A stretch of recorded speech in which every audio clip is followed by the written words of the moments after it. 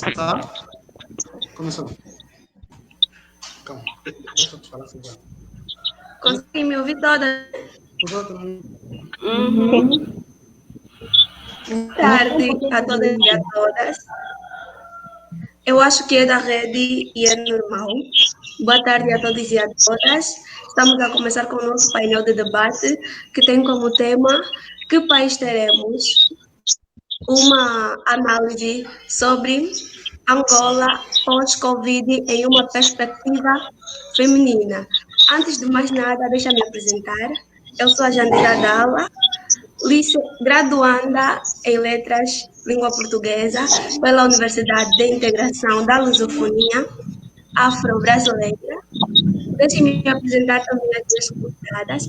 Temos a Adelina Kikwami, ela que é licenciada em Gestão de Empresas pelo Instituto Superior Politécnico Camões. Boa tarde, Adelina. Boa tarde, Jandira. Muito obrigada pelo convite. Tá, não tem que, nós agradecemos. Temos a Delfina Cristóvão, ela que é graduanda em Bacharelato em Humanidades pela Universidade de Integração da Lusofonia Afro-Brasileira, Unilab. Boa tarde, Delfina. Oi, boa tarde a todos e muito obrigada pelo convite. Tá, não tem de que, nós agradecemos. E temos também a Thelma Gola, ela que é graduanda em Bacharelato em Humanidades pela Universidade de Integração da Lusofonia Afro-Brasileira também, Unilab. Boa tarde, Thelma. Boa tarde, meninas, e obrigada pelo convite. É um prazer estar aqui. Tá, não tem de que, nós é que agradecemos. A você que está aí do outro lado, nosso muito obrigado. Teremos então, não vamos falar propriamente de debate, terá mais uma conversa amena em uma perspectiva feminina sobre Angola pós-Covid. Espero que interajam, façam as vossas questões, as nossas convidadas estão aqui para responder. Antes de mais nada, deixem-me fazer uma breve introdução acerca da nossa temática. O coronavírus é o vírus que nos últimos tempos tem mudado de muitas pessoas, de muitas famílias, de muitos países. O coronavírus causa a infecção Covid-19 surgiu em 2019 na cidade de Wuhan, na China.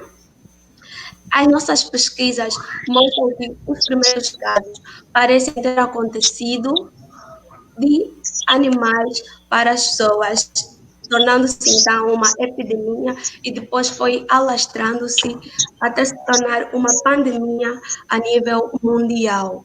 E Angola não foi um país isento a esse vírus. Angola, que com 3 casos positivos, foi decretado o estado de emergência no dia 27 de maio e terminou no dia 27 de março, desculpem, e terminou no dia 25 de maio. E com 69 casos positivos, foi decretado o estado de calamidade. O estado de calamidade permite a circulação livre dos cidadãos, mas os serviços públicos passarão a funcionar apenas com 50% da força de trabalho, o serviço público e o privado. Tendo feito, então, essa pequena introdução, tenho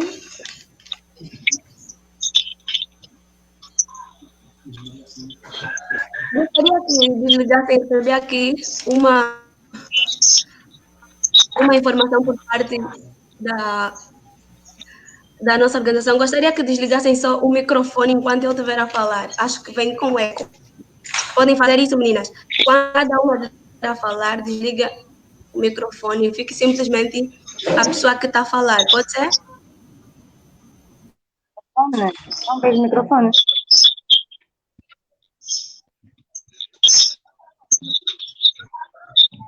A Delfina desligou. O microfone, ele mesmo aí no sinal. Ah, sim. Ela começou a falar. Não, tenho que falar.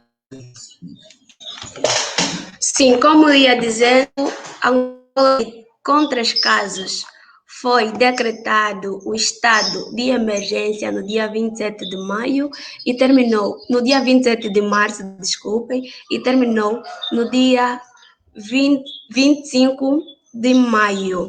E com 69 casos foi decretado o estado de calamidade no dia 26 de maio agora. Eu gostaria de colocar uma questão à Adelina Kekwambe. Adelina, diante da situação que o mundo enfrenta sobre essa pandemia do Covid-19, eu gostaria de saber até que ponto esse vírus afetou o nosso país ou mudou o nosso país, tendo em conta as áreas do país, né, política, econômica e social. Eu vou desligar o meu microfone e a Adelina pode dar sequência.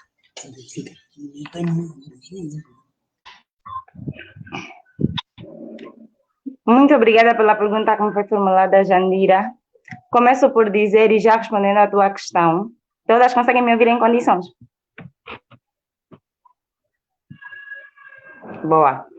Então, de um modo geral, ninguém esperava que chegasse uma pandemia e abatesse a humanidade, nos forçasse a adotarmos medidas e formas de pensar e agir de forma totalmente diferente, e ainda mais de uma forma brusca. Mas, no decorrer da mesma, não havia outra opção a não ser praticamente seguirmos o ritmo, né? E as orientações que nos foram dadas. Para o sistema empresarial, a Covid-19 veio nos mostrar que as nossas empresas são completamente fracas, assim posso dizer, não estavam preparadas para enfrentar uma crise como esta. Então, com o primeiro estado de emergência, houve o encerramento temporário de algumas empresas, e isso aumentou, isso fez com que houve quebra na produção e nos canais de distribuição, aumentando assim a procura e baixando a oferta, praticamente a oferta tornou-se fraca e baixa. Isso instaurou um pânico nas pessoas, posso assim dizer. De uma forma, eu acredito que a partir deste momento, com esta grande lição, os empresários vão apostar mais no que diz respeito à robustez empresarial, porque fala-se muito que as empresas têm de ter um fundo, fala-se muito que as empresas têm de se preparar face às crises, mas muitas empresas nos mostraram que não estão preparadas para enfrentar esta crise, porque no primeiro estado de emergência ainda as empresas foram obrigadas a continuarem a pagar os seus funcionários, e vimos que nós só ficamos praticamente 60 dias em casa, 60 dias são apenas 2 meses, as empresas não estavam capacitadas para pagar o salário de 2 meses dos seus funcionários. E também, na minha ótica, a Covid-19 não trouxe só coisas negativas, porque fala-se muito em coisas negativas, mas poucas pessoas falam nas coisas positivas que a Covid-19 trouxe. Eu posso dizer que uma das grandes mudanças que a Covid-19 trouxe é as importações, a baixa importação. Nesse tempo todo que nós tivemos em estado de emergência, importou-se menos. E isso só nos faz cair naquela ideia do passado que nós temos de apostar na agricultura. Então, a agricultura, como é que eu posso dizer? O que nós produzimos aqui, nesse tempo que nós estivemos em estado de emergência, praticamente confinamento obrigatório, nós produzimos mais o que é nosso. Então, de alguma forma, o governo, ou o Estado, posso assim dizer, vai focar mais no que diz respeito a políticas agrícolas para assim estimular o desenvolvimento agrícola aqui no país. Então, é desta forma que eu acho que a Covid-19 trouxe coisas positivas. E, enfim, praticamente mudou mesmo a nossa forma de pensar. Nós vamos passar a ser mais cautelosos, vamos passar a poupar mais. Já vimos também que as famílias, nesse tempo de confinamento, deram mais amor aos seus, praticamente estiveram mais tempo em casa, praticamente tiveram tempo suficiente para perceber o que estava errado, o que estava certo. Então, de uma forma ou de outra, eu acredito que a Covid-19 trouxe não só coisas negativas, como mudanças positivas para o nosso país.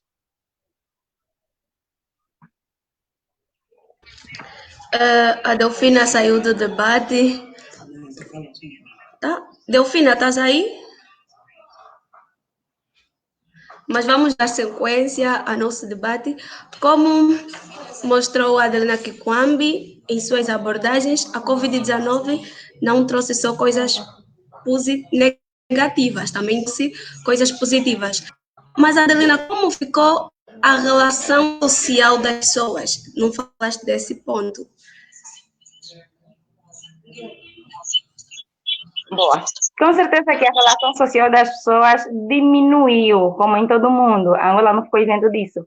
A relação diminuiu, praticamente a internet tornou-se o nosso maior aliado. Praticamente passamos a conversar mais, passamos a usar mais a internet. Antes, posso assim dizer que usávamos mais as videochamadas para as pessoas que estavam distantes, em outro país e tal. Mas agora já não, até com o vizinho daqui do lado nós usamos o telefone para falarmos, as videochamadas, as videoconferências. Então, acredito que, de alguma forma, esse isolamento pode abalar, como é que eu posso dizer? Pode abalar algumas pessoas em termos psicológicos, mas também nos veio mostrar que nós precisamos valorizar mais, que nós precisamos dar mais importância àqueles poucos minutos e momentos que nós temos com as pessoas ao nosso lado. Mas, de um modo geral, foi mesmo necessário, esse confinamento foi necessário, todos já temos em mente, e isso é o mais importante. O mais importante foi sabermos que era mesmo necessário nos afastarmos, ou ainda continua sendo necessário nos afastarmos, porque é para o bem de todos. Então, como é para o bem de todos, eu acho que, pelo menos no meu ponto de vista, nos meus familiares, os meus colegas, não foi uma coisa totalmente estranha, porque nós sabíamos que era para um bem comum. Então, se era para o bem comum, era mesmo necessário. Delfina, que bom que voltaste. Eu gostaria de fazer uma questão a ti. Delfina, essa pandemia trouxe inúmeras movimentações por parte de muitos indivíduos no nosso país, tanto internamente como externamente. Como podemos ver a relação social das pessoas perante ao estado que enfrentamos, Delfina?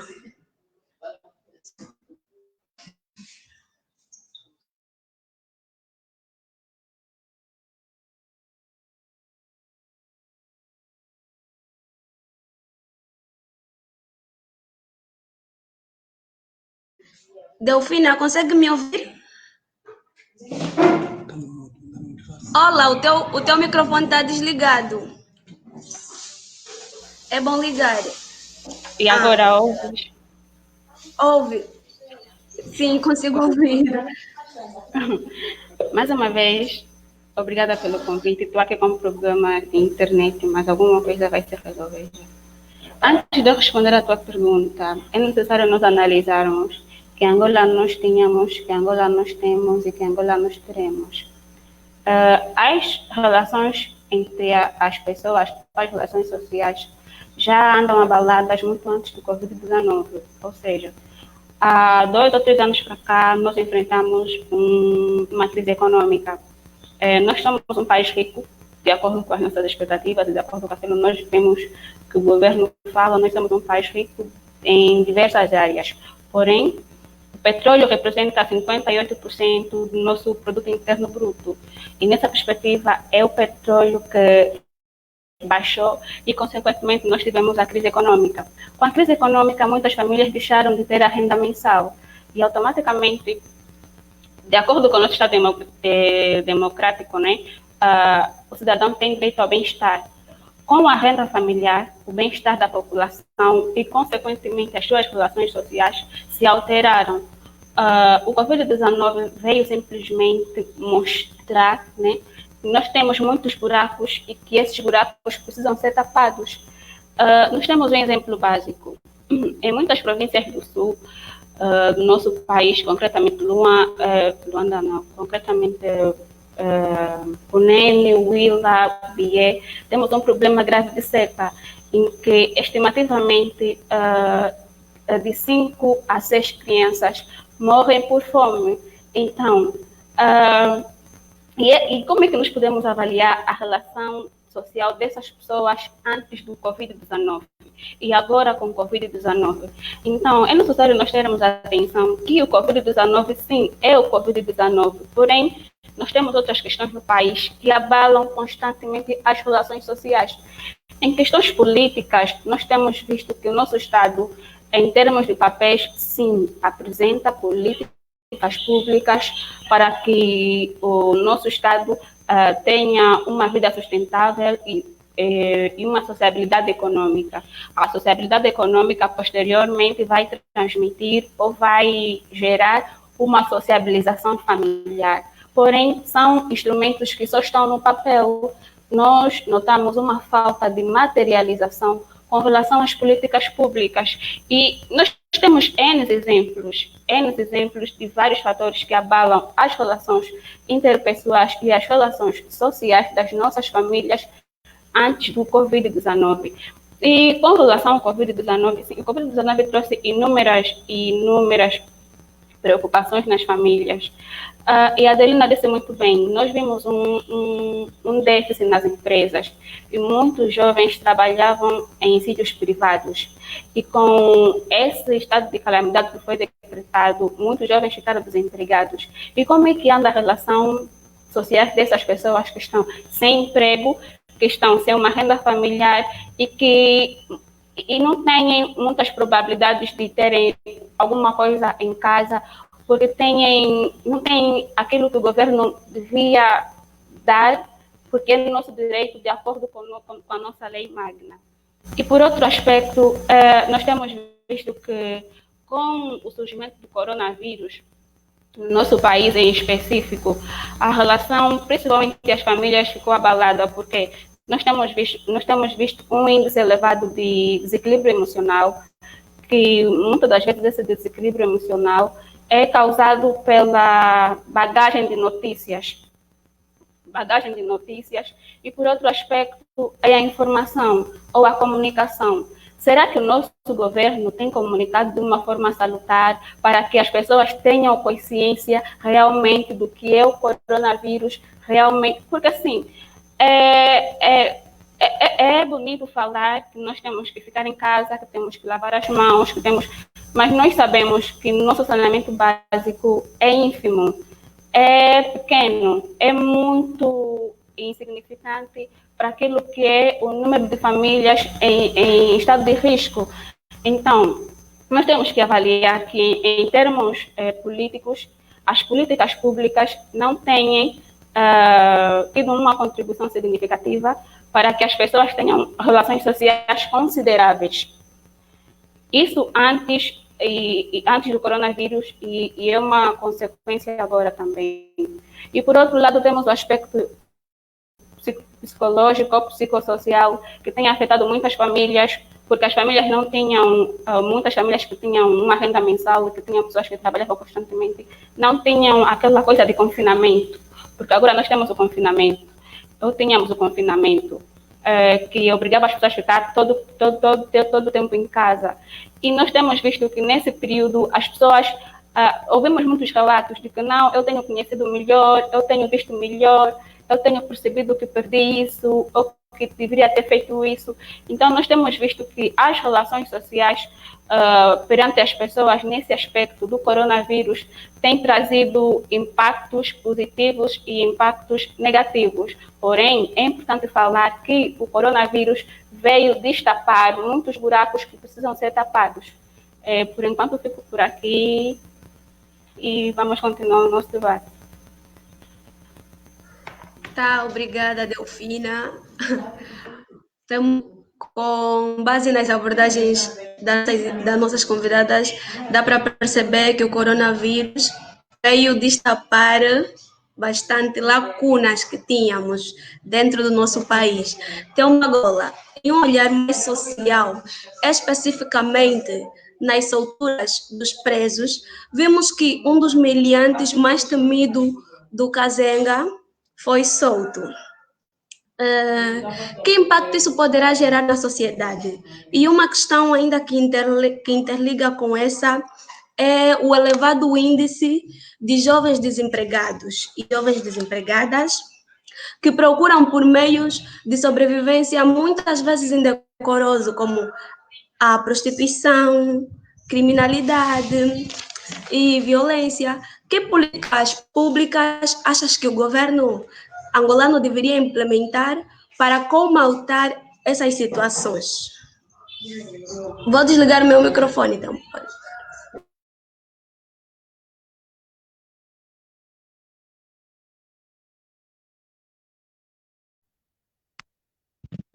Está a me ouvir? Tá, né?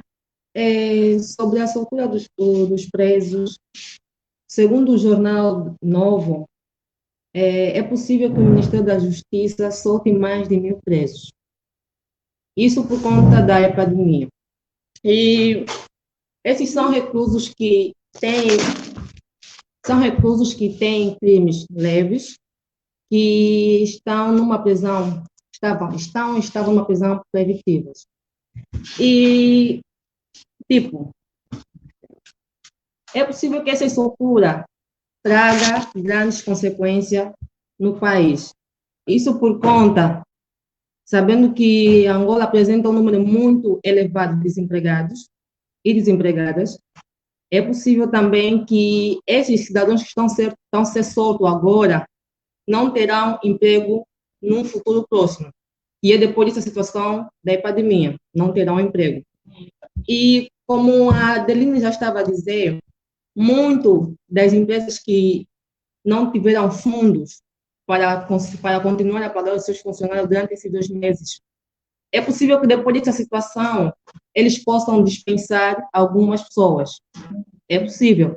Por quê? Porque durante esse tempo, esses 2 meses, é possível que tinha problema em pagamentos de salário para muitos, principalmente das empresas privadas. E atendendo também principalmente as microempresas, que está a me ouvir? Está a me ouvir? Oi. Estão, né? Sim, principalmente Sim, conseguimos. Tá bom. Principalmente as microempresas, que muitas dessas não tiveram apoio do governo neste momento dessa situação que estamos a passar, e que em pouco tempo eles não terão ou não terão como arrecadar tudo aquilo que eles perderam durante esse tempo.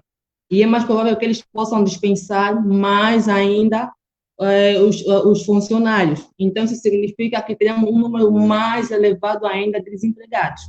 E tendo esse número de desempregados elevado no país, a tendência é de quê? É que a fome aumente, é que a criminalidade aumente, a prostituição aumente, estupro e violência.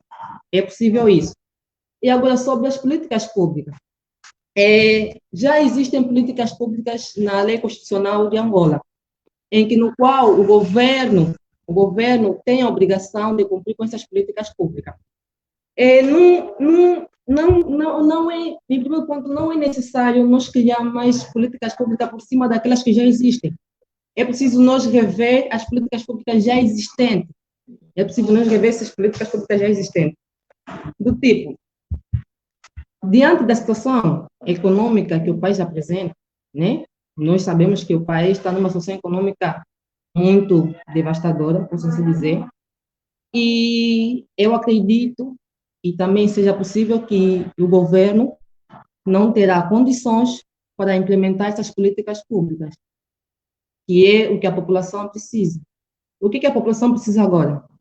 Nós precisamos de emprego, nós precisamos de escola, mais escola na nossa sociedade, nós precisamos mais de escola, precisamos mais de hospitais, isso para velar no bem-estar da população. É necessário velar pela população, sabe? Quando os nossos governos tiverem realmente que a nossa prioridade, que a prioridade deles é a população, aí sim vão passar a pensar em nós. Vão passar a pensar em nós em primeiro lugar. É necessário nós pensarmos assim. Porque, se for neste caso, eu acredito que o nosso país, se não tiver medidas a tomar, depois dessa epidemia, o nosso país vai estar muito, muito, muito pior do que já está. Vai estar pior do que já está.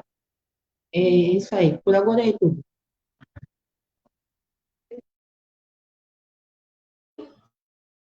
E já não deve-se implementar mais políticas públicas.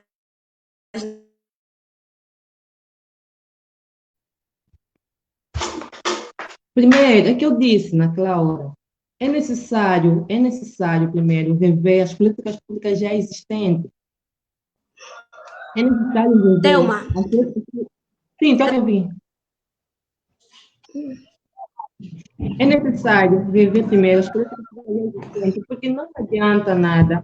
Nós temos políticas públicas já existentes que não foram cumpridas e criar novas políticas públicas que possivelmente não serão cumpridas, sabe? É necessário rever aquelas políticas públicas já existentes e pôr em prática aquelas que já existem e depois pensemos numa outras políticas públicas para ajudar no bem-estar da população. Eu penso desse jeito. sim, Thelma, nós entendemos. Sim, nós entendemos esse ponto. Eu gostaria de saber se a Thelma poderia falar de algumas políticas públicas já existentes que são ou não são cumpridas.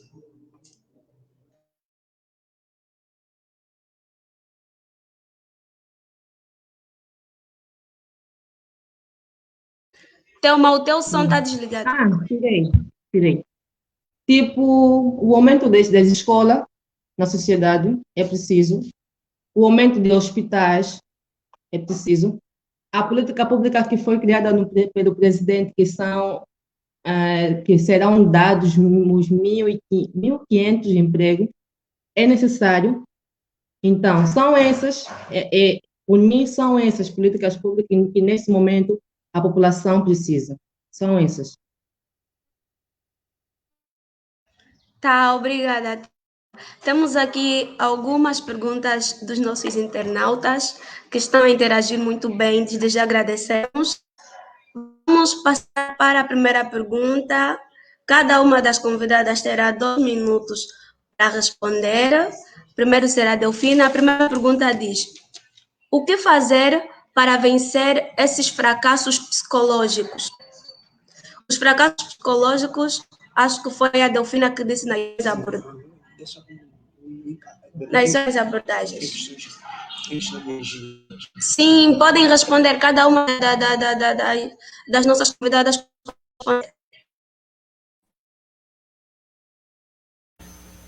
Eu posso começar por responder. Falando de como vencer o fracasso dos problemas psicológicos, é necessário nós analisarmos o contexto. O nosso contexto social, desde já, atravessa e advém de muitos obstáculos que nos proporcionam, de alguma forma, problemas psicológicos que nós acarretamos até hoje. Porém, falando especificamente da situação do coronavírus, é importante falar que para nós vencermos um dos aspectos, não é o único, um dos aspectos para nós vencermos os problemas psicológicos é não nos afogarmos nas notícias. Porque o que é que tem acontecido? Muitas das vezes nós vemos imensas informações sobre o coronavírus e isso gera medo, e o medo gera ansiedade, e a ansiedade gera estresse. Então, é necessário a gente ter cuidado com o tipo de notícia. Não quer dizer que a gente não vai ver notícia ou telejornal, porque precisamos de saber sobre o estado do nosso país, em que ponto estamos, em que ponto vamos estar e por aí adiante. Porém, temos que ter cuidado com a nossa saúde mental, com a nossa saúde emocional, porque o exagero de notícias que nós vimos constantemente acaba por afetar o nosso emocional de uma maneira significativa. Então, eu acho que também é importante, às vezes nós pensamos, mas o governo, mas esse problema psicológico também é uma coisa interna, é uma coisa pessoal. Eu sei que eu preciso, por exemplo, tem famílias que têm entes queridos que faleceram por causa do coronavírus, ou que têm pessoas que estão confinadas em isolamento institucional ou domiciliar e por aí, e que não têm controle psicológico porque estão a gerenciar de alguma forma o medo, não estão a conseguir gerenciar o seu sistema emocional e causa medo e causa estresse, causa um desequilíbrio emocional muito, muito significativo. Então é necessário nós termos atenção em saber gerir as notícias, não nos afogarmos nas notícias e termos a consciência que sim, isso é um coronavírus, é uma doença que mata, porém podemos ultrapassar isso de uma forma significativa.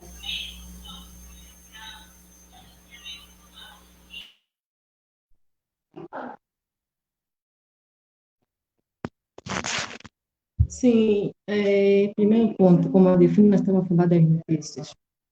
É necessário que a população esteja sempre preparada emocionalmente e que o governo também saiba preparar a população.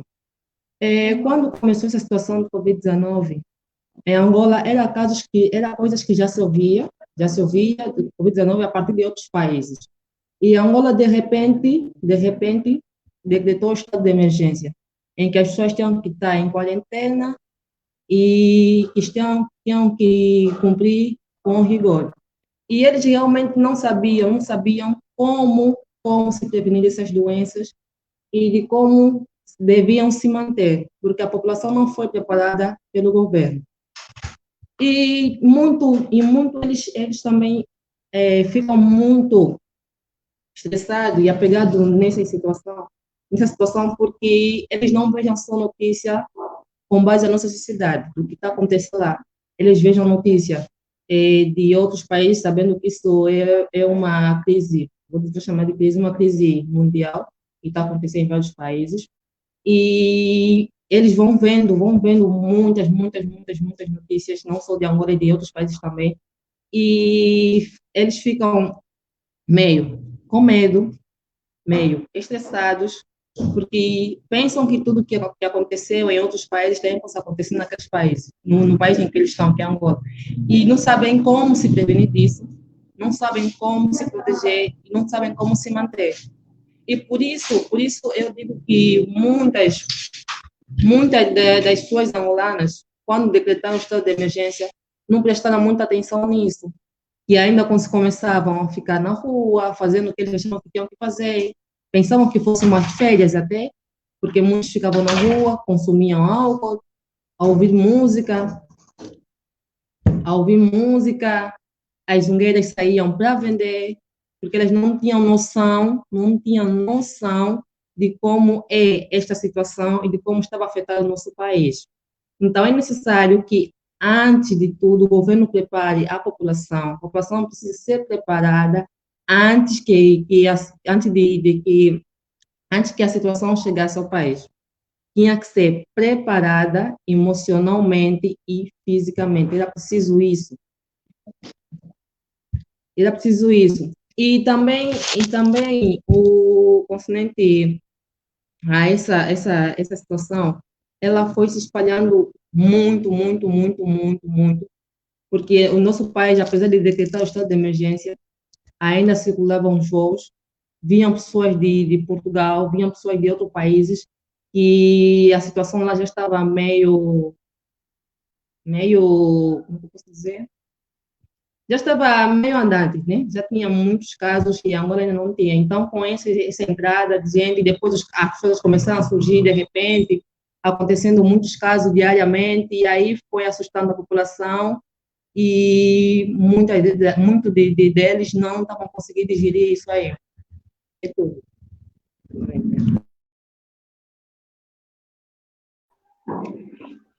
De novo, Jandira, olha, eu vou ter que concordar um bocadinho com a Delfina quando diz que uma das formas para vencermos isso é praticamente nos desligarmos um bocadinho das notícias. Eu posso dizer que, de um modo geral, nós aprendemos muito com os erros que os outros países foram cometendo. Aprendemos muito, por exemplo, com um erro que a Itália cometeu, que no princípio da pandemia, muitos não acreditavam que se calhar pudesse chegar até eles. Muitos continuaram a ir a restaurantes, ir a bares, e isso não fugiu daqui de Angola. Por exemplo, Luanda foi uma das províncias, ou se não a província que resistiu muito ao confinamento. Então isso foi um bocadinho difícil, foi muito difícil impor o confinamento em Luanda. Mas eu começo a dizer que o povo angolano é um povo muito otimista, é um povo de fé, e acreditamos nós que vamos conseguir vencer isso. Isso é um trabalho que eu acredito que não vai depender muito do governo, não depende mesmo do governo, vai ser um trabalho que nós vamos ter que fazer de forma individual, e vencermos isso vai ser mesmo uma tarefa para cada um, acredito. Então, com os erros que nós fomos aprendendo, muitos conseguiram lidar com este problema, muitos já sabiam que não deviam ter a ansiedade, deviam se acautelar mais.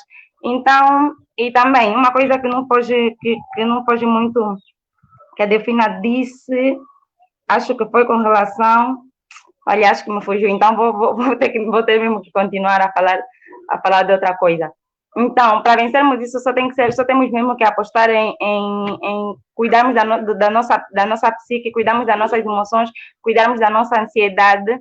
E isso não vai ser uma tarefa tão difícil, pelo menos para mim, não vai ser uma tarefa tão difícil, porque eu pelo menos já estou habituada a ficar em casa. O confinamento foi uma coisa muito brusca, que nós tivemos que nos adaptar, como eu já disse no início, mas acredito que lidarmos com isso de uma forma psicológica é um trabalho mesmo individual, não é um trabalho que acredito que o governo deva fazer. Se calhar pode contribuir de alguma forma, estimulando se calhar alguns métodos, talvez, mas não acredito que seja uma coisa que o governo vai fazer. Estou a falar como cidadã, não estou a falar como alguém que está totalmente dentro da matéria, posso assim dizer. Jandira, é assim, sim, olha, porque os meus colegas falaram, eu respeito muito, mas só que nós temos que velar por uma coisa. Depois de ter decretado o estado de emergência, era impossível de como a população se desligar das notícias. Eu acho que ficaria mais estressante, sabendo que estamos a passar por uma situação e nós nos desligamos das notícias. O problema era qual? Era de como você deve encarar essa notícia e de como as pessoas devem passar as notícias. Porque, vejamos, muitos de nós, depois dessa quarentena, o nosso meio de comunicação foram as redes sociais. E muitos posts concernentes a essa situação foram rolando a partir dali. E nós começamos a ver as notícias de cada país, de como estava essa situação da pandemia. Foi a partir daí. Então, era de como seria passar essas notícias. Era de como as pessoas deveriam encarar essas notícias, sabe?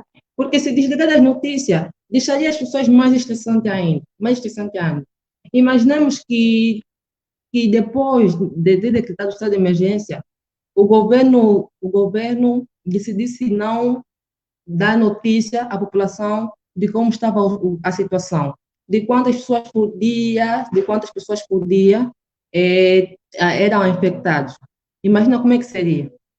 Nós não teríamos acesso em nada, ficaríamos sem notícia, sem saber de como estava indo esta situação, só para nós nos proteger psicologicamente.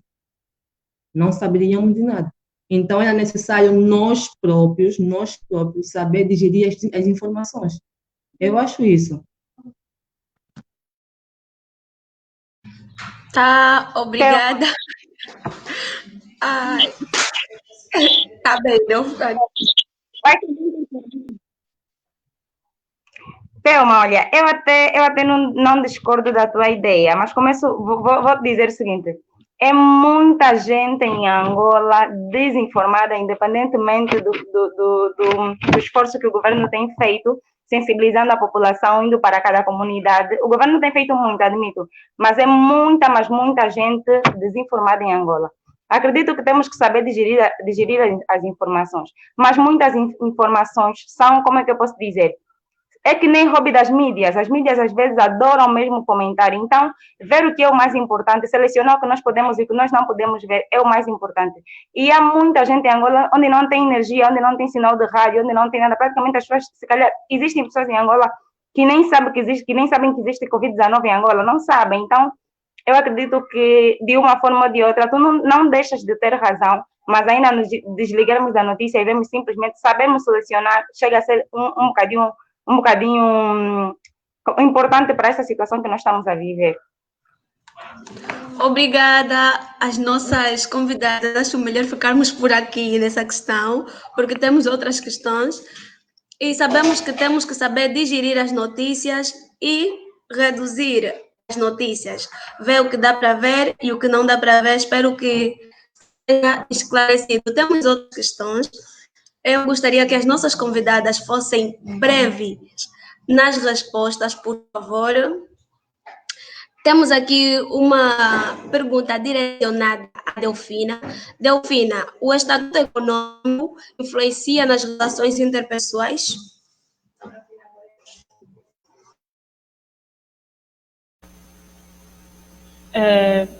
Assim, nós temos que saber o que é um Estado econômico e temos que saber o que são relações interpessoais.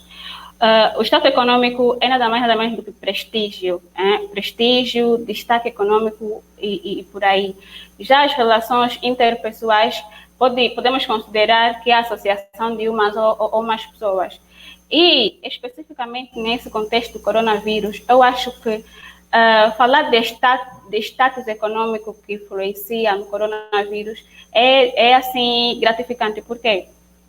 Porque, de uma ou de outra forma, nós conseguimos ver que o status econômico, nesse contexto do coronavírus, é insignificante, porque nós temos ouvido que o vírus não escolhe, digamos assim, o vírus não escolhe, o vírus não vê quem vai atingir e o vírus e por aí, por aí.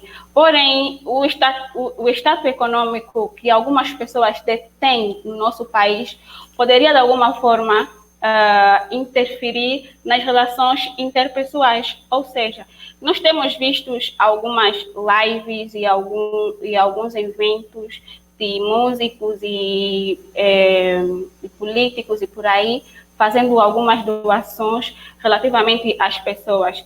Que impacto é que o status econômico dessa pessoa vai interferir nas relações interpessoais das pessoas que estão a ser ajudadas. Então, eu acredito que, direta ou indiretamente, o status econômico influencia-se nas relações interpessoais. Isso é um assunto que já vem desde antes do coronavírus. Então, acredito que agora no coronavírus, esse impacto tem sido, assim, crucial.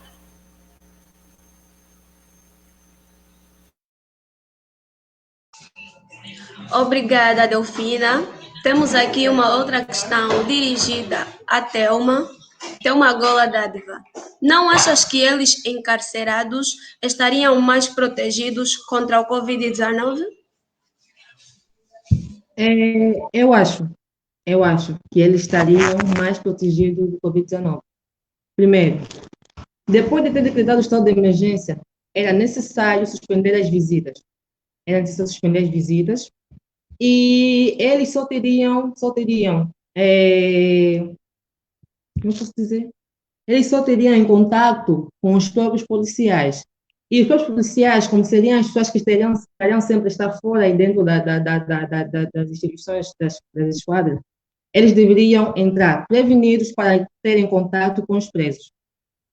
Por mim, eu acho que era mesmo necessário eles ficarem confinados lá, presos, e manter-se fora disso. Porque aí era mais provável que eles não teriam como estar infectados devido uma vez que eles não saem dali para ir para fora. Era necessário isso. E agora, desse modo, saindo, ainda é mais provável que eles possam estar infectados. Ainda é mais provável. E também os números de casos ainda podem vir a aumentar. É mais provável isso. Porque já imaginamos mais de 1.000 presos que serão soltos. Mais de 1.000 presos que serão soltos. E nesses mais de 1.000 presos que serão soltos, quantos podem vir ser infectados? Quantos? É possível que seja um número mais de pessoas infectadas porque se eles estivessem lá, estariam mais prevenidos ainda, porque não teriam contato com pessoas de fora, porque era necessário suspender as visitas, porque eles só recebem visitas dos familiares que vêm de fora. Já que decretar um estado de emergência, não tem como eles receberem visita. E a própria instituição criava condições para manter eles lá dentro. Criavam condições para tal. É isso. Obrigada, Thelma. Temos uma outra pergunta. Tá, pode falar, Delfim. Queria só contribuir mais um bocadinho no que a Thelma já acabou de dizer. Então, tipo, libertando os presos, de uma forma ou de outra, eu acho que foi uma política muito absurda que o governo tomou, esta é a minha opinião, porque eu acredito que muitos desses presos não têm um emprego garantido aqui fora. Então, vão voltar para as suas famílias e vão passar fome, ou vão ver as suas famílias, eu posso assim dizer que é de uma renda baixa. Então, vai voltar para a família e a necessidade de procurar um emprego, a necessidade de trazer comida em casa, a necessidade de alguma coisa que lhes mantenha, como é que eu posso dizer, que satisfaça a necessidade deles com relação à fome, né? Posso assim dizer. Então, de uma forma ou de outra, vão sair à rua e a criminalidade vai aumentar. E neste momento do confinamento, neste momento que nós não estamos preparados psicologicamente para um elevado índice de criminalidade, já imaginas como é que vai ser. Então, estamos entregues ao diabo. Posso assim dizer, era isso. Até não é só criminalidade. Não é só criminalidade, mesmo a prostituição vai aumentando, porque nessas pessoas que estão a ser soltas, também estão a ser mulheres soltas, E um meio de se sustentar vai ser esse, procurar meios para tal. Pessoas que estão, e também existe um preconceito enorme das pessoas que saem da cadeia e logo terem emprego. As pessoas têm preconceito disso, contratar um ex-presidiário. Tem preconceito disso. Então, qual vai ser a tendência? Qual vai ser a tendência? Aumentar a criminalidade. Vai ser tendência, vai ser isso. Prostituir-se, vai ser isso. E não teremos como controlar essa situação.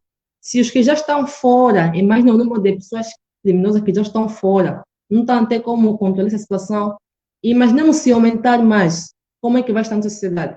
Como é que vai estar a população? Como? A população vai ter medo. A população vai ter medo. Não vai ter como. Tá. Muito obrigada pelas vossas respostas. Acho que o nosso interlocutor ficou satisfeito. Temos mais duas perguntas para a Thelma Gola. Tem a ver com as políticas públicas. Uma delas, eu acho que a Thelma já falou, que é quais são estas políticas públicas que podemos encontrar na nossa Constituição. A Thelma já disse que é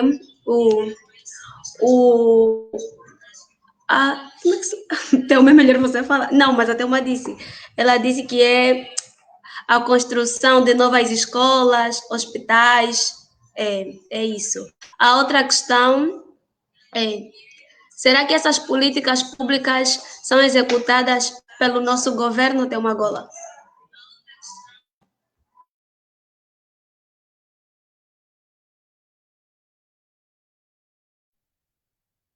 É assim, mesmo antes dessa situação, a população já vinha pedindo isso, pedindo tanto mais escola na nossa sociedade.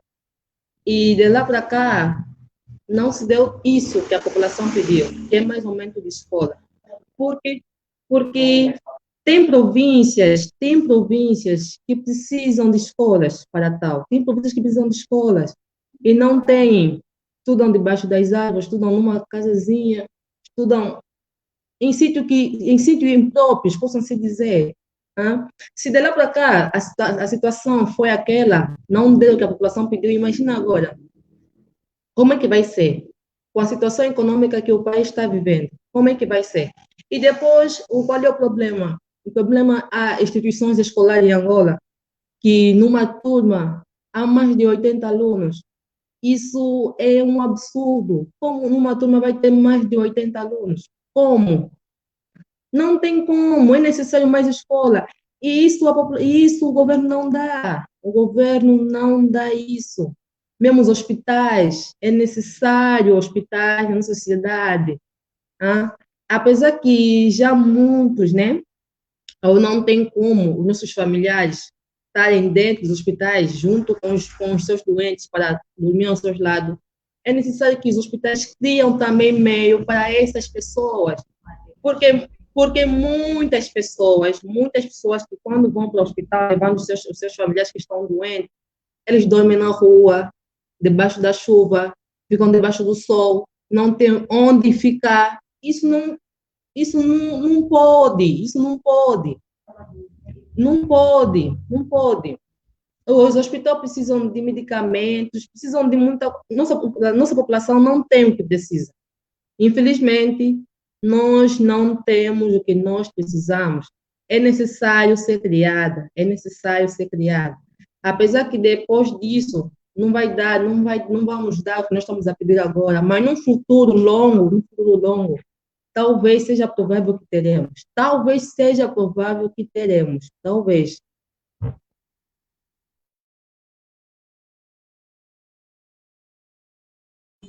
Temos aqui muitas contribuições, mas não vamos poder ler todas por causa do nosso tempo. Vamos simplesmente ler as perguntas. Temos ainda uma pergunta. Como vocês analisam o caso do governo angolano ter decretado o estado de calamidade em uma época que o país vem registrando mais casos positivos? Por favor, peço novamente às nossas convidadas que sejam breve nas suas abordagens. Eu vou controlar o tempo dessa vez e vou ter que interromper. Bem, eu posso começar a responder essa pergunta dizendo o seguinte. Muitas das vezes, a imitação leva-nos a cair sem pensarmos no que poderá acontecer lá para frente. Ou seja, nós temos um contexto muito diferente dos outros países europeus, outros países africanos que também estão infectados com coronavírus. O nosso Estado decreta a abertura das escolas em que as escolas não têm saneamento básico. O nosso governo decreta a abertura digamos assim, das universidades em que as universidades também não têm saneamento básico. E nesse sentido, vamos pensar qual é a recomendação da Organização Mundial da Saúde. Será que, com a abertura dessas escolas, estaremos a cumprir com as recomendações da Organização Mundial da Saúde, visando pela saúde dos nossos cidadãos? Então, é necessário nós pensarmos que, sim, o nosso país precisa de levantar, porque nós, além do coronavírus, temos uma crise econômica. Porém, nós temos que ver em que pontos nós temos que pisar, em que passos nós temos que caminhar, para de alguma forma não regredarmos. Porque já é notável o número excessivo de contaminação local. Então, como é que todos os dias nós temos visto que o número de contaminação local aumenta e nós vemos uma notícia que vão reabrir escolas e vão reabrir universidades. E nesse sentido o governo está a ser controverso. Por quê? Porque ele tem a tendência de soltar os presos para prevenir, porque vão estar aglomerados, porém quer reabrir as escolas, onde nessas escolas de muitas periferias dos nossos bairros, em uma sala nós temos 80, 90 e 100 alunos, e sem água. Então, em que ponto nós estamos? Se vamos do outro lado soltar os presos, porque não podem estar confinados, não podem estar em maior número numa determinada cela, e vamos abrir as escolas em que nós temos 100 crianças na sala de aula sem condições sanitárias. É necessário nós pensarmos sobre isso.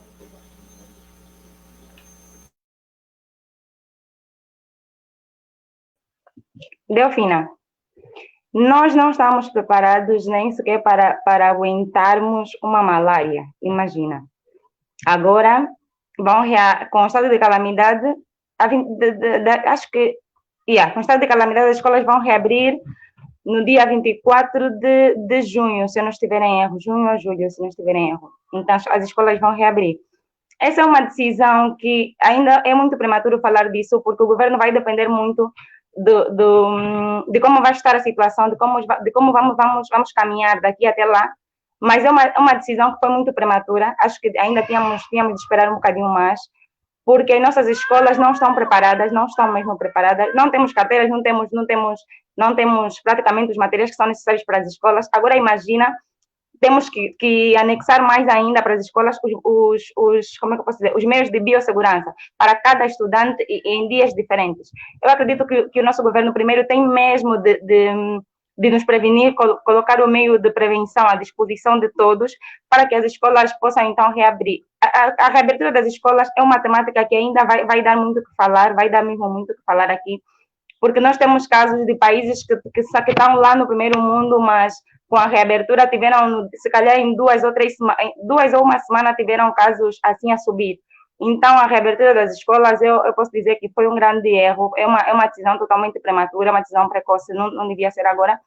Agora, com relação à reabertura das empresas, à reabertura de alguns outros serviços, acredito que foi mesmo necessário, porque nós não sabemos até quando é que vai durar esta pandemia. Então, nós precisamos de alguns serviços. E o número de contágio, comparando aos outros países, ainda é baixo. Acredito que estamos a lidar bem com isso, ou se calhar temos muita sorte. Então, acredito que a abertura de alguns serviços foi mesmo necessário, mas das escolas é um erro mesmo muito grande que o nosso governo tomou.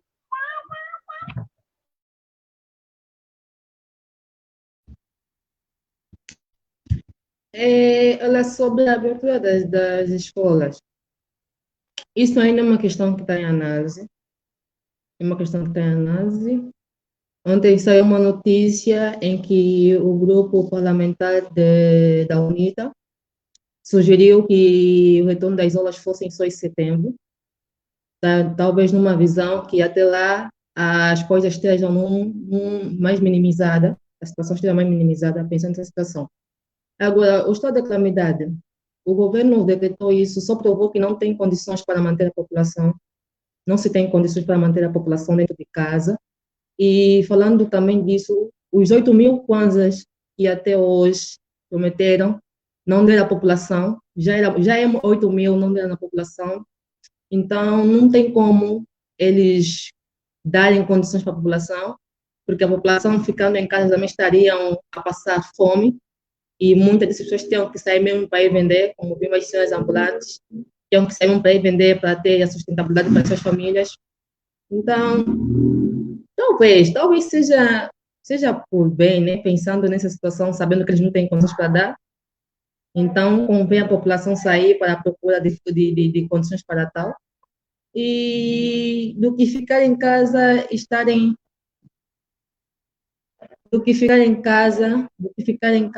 e estarem passando mal, passando fome, e não tem quem vai intervir por isso.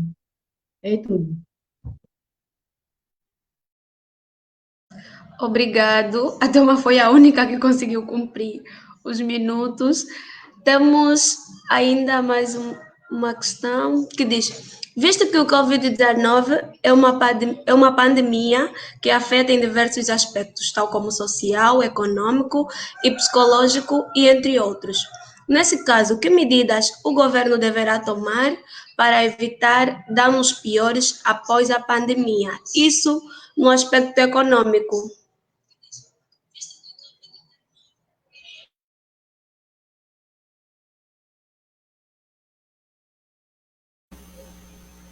Bem, no aspecto econômico, eu acredito que o governo, nós ouvimos falar muito sobre as autarquias locais, e é uma coisa que está no papel já há algum tempo e não é priorizada para ser materializada. Então, se porventura nós tivéssemos essa liberdade de autarquias, eu acredito que o nosso contexto social atual seria muito diferente. Teríamos, digamos assim, maior controle econômico e conseguiríamos lidar de alguma forma significativa com relação à economia do nosso país. Porque imaginamos, como eu já disse anteriormente, o petróleo reserva 58% do nosso produto interno bruto, que é o PIB. Porém, nós temos outros recursos naturais distribuídos por diversas províncias do nosso país, que de alguma forma são, digamos assim, não são ressignificados no nosso país. Então, se nós tivéssemos as autarquias locais já há um bom tempo, acredito que o nosso país, a nível econômico, diante dessa nova pandemia, teria um contexto diferente e, ao invés de analisar a economia e estar a abrir algumas instituições para, de alguma forma, levantar a economia, porque nós estamos em uma crise, deveríamos ter mais cautela se tivéssemos as autarquias locais, do meu ponto de vista.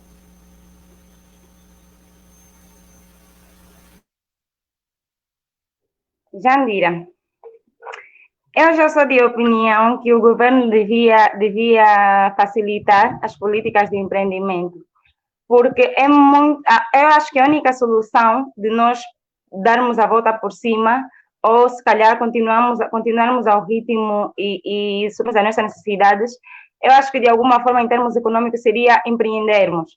Acredito que o governo deve facilitar as políticas de empreendimento para que as pessoas possam, então, assim, conseguir sair desse buraco em que nós nos colocamos, porque é muita gente com ideias, é muito jovem desempregado em Angola com ideias boas, mas que não tem facilidade para valem.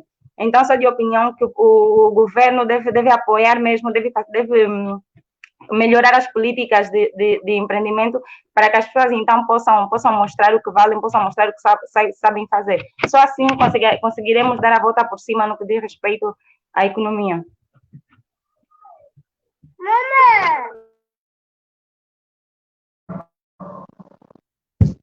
Jandira, pode repetir a pergunta?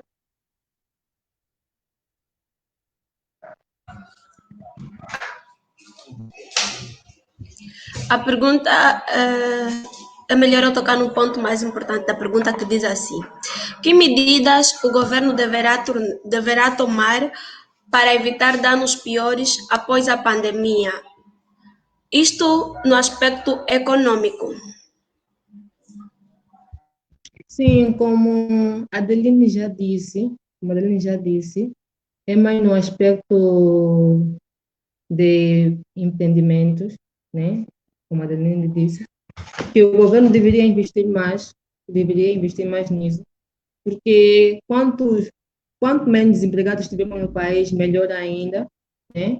Para muitas pessoas conseguirem, tipo, conseguir gerir as suas vidas, é mais preciso isso.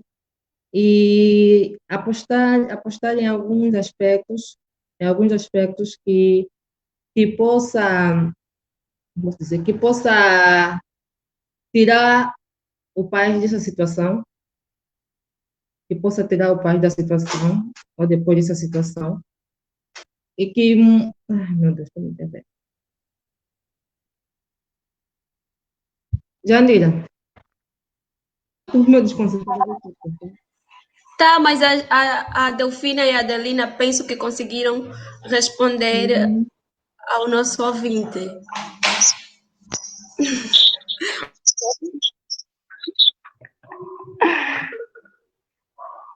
Ok, como eu já disse que o Estado deve apostar mais na juventude e criar empreendimentos, o Covid-19 veio nos mostrar que o futuro é a agricultura. Nós temos terras aráveis, já se comprovou. Se durante esses 2 meses conseguimos nos manter com o que nós produzimos em termos agrícolas, por que não estimular aos jovens essa vontade estimular aos jovens essa paixão pela agricultura? Por que não criar centros de formação? Por que não criar mais escolas agrícolas que tenham a ver com o ramo agrônomo, posso assim dizer, que tem a ver com o ramo agrônomo, em Angola para estimular isso? Por que não criar campanhas, criar leis que ajudam a estimular a agricultura no país? Eu acredito que o caminho mesmo é a agricultura. Com certeza que vão surgir outros ramos da vida, outros ramos da ciência para se explorar, mas a agricultura neste momento está a nos mostrar que é a solução, que é com ela que nós vamos dar a volta por cima, porque com o petróleo já não podemos esperar muito.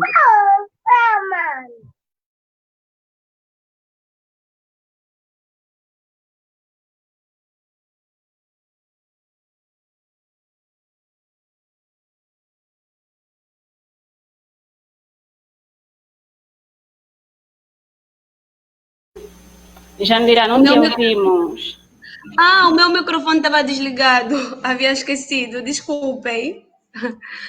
Eu disse, temos ainda uma outra questão que interliga com a questão anterior, só que nessa o nosso ouvinte não especifica qual dos setores, se é no setor econômico, no setor social ou no setor político. Não, no setor político não. Quais as políticas públicas que devem ser implementadas após a Covid-19?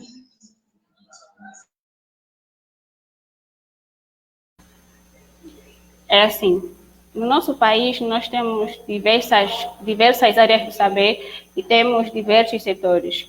E eu acredito que a primordial de todas elas tem que ver com as políticas públicas relacionadas à educação, à saúde e ao saneamento básico. Então, nós temos visto um déficit muito assim, eficiente com relação a essas políticas públicas. Como eu já disse, além do coronavírus, nós temos outros fatores que assolam a nossa sociedade, quer seja a seca, quer seja a malária, quer seja a tuberculose, quer seja o paludismo e por aí vai. Então, com relação a essa questão, eu acho que existem várias políticas públicas no papel, políticas públicas que estão relacionadas à saúde, à educação e ao saneamento básico. Por exemplo, a energia e a água potável por aí. Nós produzimos energia elétrica para um país vizinho, que é a Namíbia. Consequentemente, quantos bairros do nosso país estão sem energia elétrica? Então, e como é que nós poderemos ver essa situação? De que ponto é que nós estamos em termos de políticas públicas com relação ao saneamento básico? Então, nós temos que ver o que é primordial.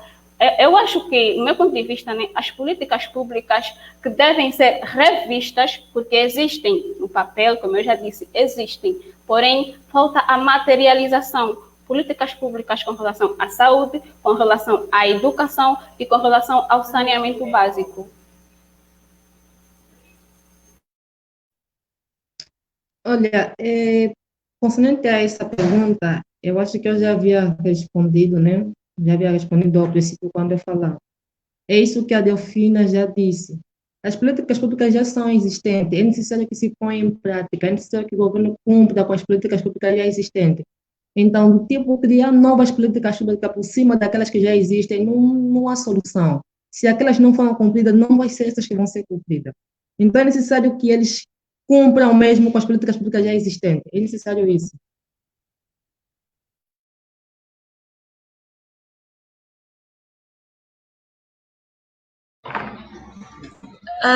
Temos, assim, a última questão e muitas contribuições, né, dos nossos ouvintes. Agradeço mais uma vez pela vossa participação e continuem participando. Temos a seguinte pergunta. Qual tem sido o impacto das redes sociais durante a fase do isolamento social? Não consegui ouvir. Qual tem sido o impacto das redes sociais durante a fase do isolamento social? O impacto das redes sociais nessa fase de confinamento ou de isolamento social é um assunto que eu já falei lá para um dos principais, eu acho que é a geração de medo, porque em muitos aspectos as redes sociais têm um contributo maldoso, porque em muitos casos nós vimos muitas fake news ou notícias falsas com relação ao coronavírus e de alguma forma isso instala o medo nas pessoas, porque às vezes nós só estamos aí nas redes sociais e não procuramos a informação fidedigna daquilo. Simplesmente vimos e acreditamos naquilo que estamos a ver, porém não sabemos se é uma informação certa, se é uma informação errada e por aí vai. E eu acredito que sim, em alguns aspectos as redes sociais têm alimentado o espírito de fé, de credibilidade que vai passar, enfim. Porém, tem um outro aspecto que tem levantado muito estresse e muito desequilíbrio emocional por parte das pessoas que não estão a saber gerir o uso das redes sociais. Porque muitos aspectos que nós vimos Tem alguns famosos que têm feito algumas lives com o intuito de entreter as pessoas nesse período de isolamento social. Porém, tem outros portais, outras pessoas que usam essas redes sociais para, de alguma forma, assolar a população de uma forma negativa, causando, assim, o medo, a instabilidade e o desequilíbrio emocional.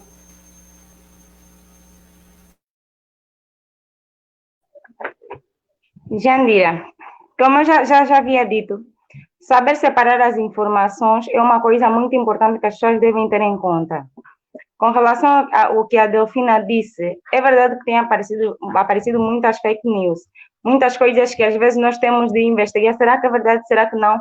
Mas quando nós sabemos separar as coisas, saber esperar também, tipo, por exemplo, nós temos as conferências de imprensa, né?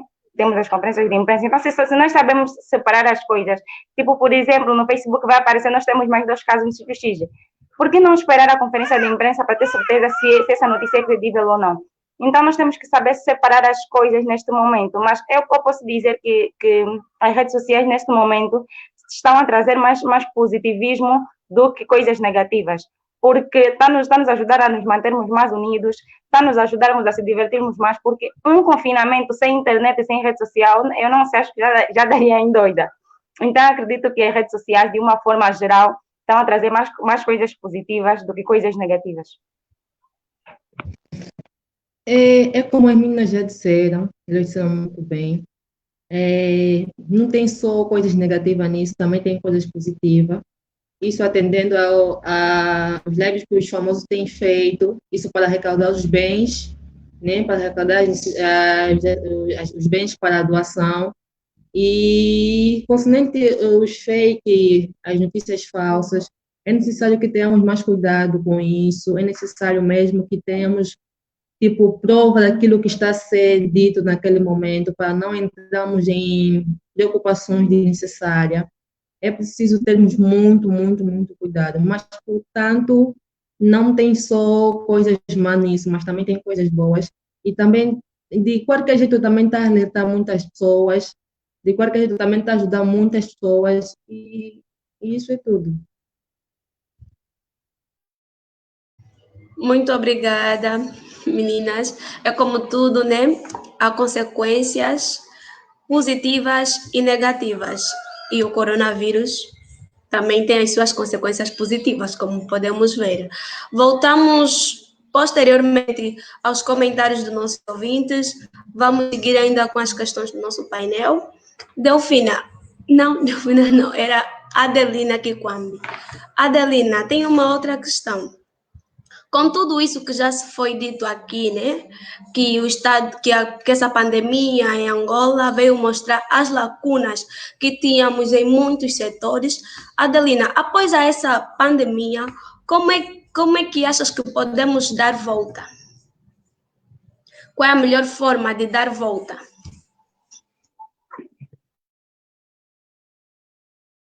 Agora sim. Eu acredito que essa pergunta, com tudo que nós falamos, já foi um bocadinho respondida. Nós podemos dar a volta por cima. A primeira coisa que nós devemos ter em conta é como é que eu posso dizer? Os cuidados a se ter em termos de prevenção e higiene em todos os locais. Já vimos que a nossa atividade praticamente está a voltar ao ritmo, ao seu ritmo normal, então temos de ter muito cuidado com a higiene, as pessoas devem preocupar-se mais, e acredito que depois desse tempo todo de confinamento, desse tempo todo que nós tivemos, que nós vimos várias coisas, lemos muitas coisas, as pessoas vão cumprir com as medidas de segurança para que assim então possamos dar a volta por cima. Eu acredito que a maior forma mesmo é essa. Primeiro temos que vencer a pandemia, que não vai ser fácil, temos que eliminar na totalidade, só depois é que podemos pensar numa Angola sem um coronavírus. Mas, enquanto isso, acredito que a maior forma de dar a volta por cima é mesmo a prevenção, os métodos de higiene, temos de cumprir ao pé da letra para que tudo possa, então, correr bem e voltamos ao nosso ritmo normal. Obrigada. Delfina, tem uma questão aqui que interliga assim, um pouquinho acerca do que um interlocutor disse aqui, porque ele chegou um pouquinho atrasado e chegou um pouquinho atrasado, desculpem, eu fiquei perdida. Chegou um pouquinho atrasado e não conseguiu ouvir quando explanamos aqui sobre o estado de calamidade. Atendendo, né, ao decreto presidencial, o estado de calamidade que já está em vigor no nosso país, as pessoas voltam a circular normalmente, os serviços públicos e privados vão voltar a trabalhar com a força de trabalho de 50% numa primeira fase. E olhando aqui no setor educacional, né, já ouvi aí nas abordagens das colegas que essa decisão ainda é prematura, pode vir ser aprovada como não, né? Mas se essa decisão fosse aprovada, uma vez que estamos a lidar com crianças no setor educacional e elas são as mais vulneráveis a esse vídeo, consideras essa medida uma medida de salutar que o nosso governo tomou? E, ao seu entender, que mudanças consideráveis podem ser efetivadas para isso não se tornar um caos dentro do nosso país? Bem, com relação a essa pergunta, eu vou me basear em três aspectos fundamentais, que é dinheiro, família e ficar em casa. Nós temos um país que tem uma capital, que é a capital administrativa, que é a capital política e por aí vai. Como eu já disse anteriormente, as autarquias locais seriam um pouco primordial. Nós teríamos de, assim, do meu ponto de vista, né, o estado de calamidade é um assunto que, de alguma forma, vai impactar ainda mais a vida das pessoas. Nós falamos aqui da soltura dos presos, aí o governo prevê reabrir as escolas essas que nós já falamos que estão sem condições necessárias para manter os alunos em salas de aula, tendo em conta as orientações que a Organização Mundial da Saúde dá para prevenir o coronavírus. E um outro aspecto, a diversificação da economia. Eu acho que a diversificação da economia seria muito importante nesse aspecto. Imaginamos o seguinte: se nós tivéssemos uma diversificação da economia antes do coronavírus, nós temos visto que 100% dos casos positivos e não suspeitos estão na capital do país. Se tivéssemos uma diversificação da economia, automaticamente o Estado não deveria estar com as mãos atadas, ou seja, as coisas foram reabertas porque Luanda é a capital basicamente central da economia do nosso país. Se a diversificação da economia existisse, seria o seguinte: ok, nós temos os casos positivos em Luanda. Em Luanda mantemos a cerca sanitária, porém, nós temos as outras províncias que, de alguma forma, vão produzir, porque não têm casos positivos, para que a economia do nosso país não caia. Então, nós temos que pensar o seguinte: o hoje é do Estado, que é o orçamento geral, né, do nosso país, de alguma forma prevê também que anualmente se mande X estudantes para o estrangeiro e, posteriormente, ficam alguns estudantes no nosso país, com bolsas. A Adelina falou muito bem sobre a agricultura. Se por acaso temos esse pensamento de diversificação da economia, porém falta materialização. Se por acaso o nosso Estado quisesse de alguma forma que o nosso país progredisse, esses estudantes que são enviados para o exterior por meio do Instituto de Bolsas, que é o INAB, têm uma seleção de áreas específicas. A Adelina falou da agricultura. Ok, vamos enviar X estudantes para estudar agronomia e quando voltarem vamos inserir em diversas províncias do país para de alguma forma contribuírem significativamente para a economia.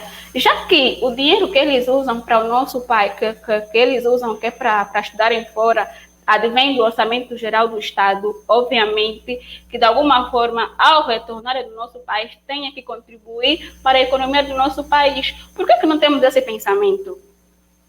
Se tivéssemos esse pensamento, acredito que a pandemia não se tornaria um caos. Vai se tornar um caos, provavelmente, porque nós estamos com o maior número de casos de pessoas confinadas em instituição domiciliar e por aí, e com os casos positivos, visto que nas outras províncias, assim, por exemplo, nós temos um país que é rico em costa, porque é banhado por um oceano, mas ainda assim nós importamos sal. Porém, o governo envia estudantes para fora para estudarem. Então, nós temos que... E eu acho que também o INAB devia, pelo menos, anualmente apresentar os estudantes que vão ou que vêm. Para de alguma forma, nós sabemos que esses estudantes vão para X áreas e, quando chegam, vão para essas áreas e, de alguma forma, contribuem significativamente para a nossa economia. Se tivéssemos essas estratégias, eu acredito que o caos não iria se instalar. Não se instalou por enquanto, né? Não se instalou por enquanto, porque nós temos a reabertura das escolas, já falamos aqui que as escolas não têm condições necessárias, e fala-se de que os transportes públicos vão comportar uma porcentagem de 75%. Será que acreditamos nisso? Porque, vejamos, a maior parte da população angolana não tem renda, ou se tem renda, é uma renda muito baixa. E muitas dessas pessoas dependem dos transportes públicos. Como é que o governo quer que o transporte público chegue numa margem de 75% se a maior parte da população é pobre e não tem condições para apanhar um táxi que custa por aí 150 ou 200 kwanzas, enquanto que o transporte público é mais barato, já que estão a reabrir as escolas? E pensando noutra perspectiva, nós temos um total de 3 ou 2 mil pessoas confinadas, quer sejam domiciliarmente, quer sejam institucionalmente. E temos também a cerca sanitária do hoje ainda. Que intervenções é que o governo terá para que essas pessoas não estejam, de alguma forma, prejudicadas, né? Porque temos estudantes confinados, no hoje ainda, temos trabalhadores confinados no hoje ainda, e como é que o governo vai... Temos escolas no hoje ainda, e porém as escolas vão ser reabertas. Então, é necessário nós analisarmos em que contexto nós estamos. Se o governo decreta estado de calamidade, é importante nós analisarmos esse aspecto, porque se tivéssemos uma diversificação da economia e automaticamente teríamos uma sociabilidade econômica e automaticamente teríamos uma sociabilização familiar, porque não adianta produzir, é necessário distribuir. Se tivéssemos essa distribuição equitativa, não teríamos a necessidade de decretar o estado de calamidade, porque socialmente as famílias estariam equilibradas, porque nós tínhamos uma diversificação da economia, tínhamos uma sociabilidade econômica que automaticamente vai gerar uma sociabilização familiar. Então, eu acho que nós temos que ver esses aspectos que o governo está a implementar nesse estado de calamidade, tendo em vista o nosso contexto que nós vivemos, que é Angola. Delfina, desculpa cortar-te um pouquinho, mas falaste aqui de um aspecto muito importante que tem a ver com o INAB, né? O INAB que é encarregado de mandar bolsistas para o exterior do país. Delfina, uma vez que nós temos tantos estudantes, né? Que o INAB já mandou fora e de certeza que já chegaram no país, a Cuba principalmente, que é um país que forma muito os nossos estudantes, né? Na área da medicina. Por que o governo teve a necessidade de mandar mais nessa fase da pandemia vir profissionais, né, de enfermagens da Cuba para nos ajudar nessa pandemia com tantos estudantes que eles já mandam?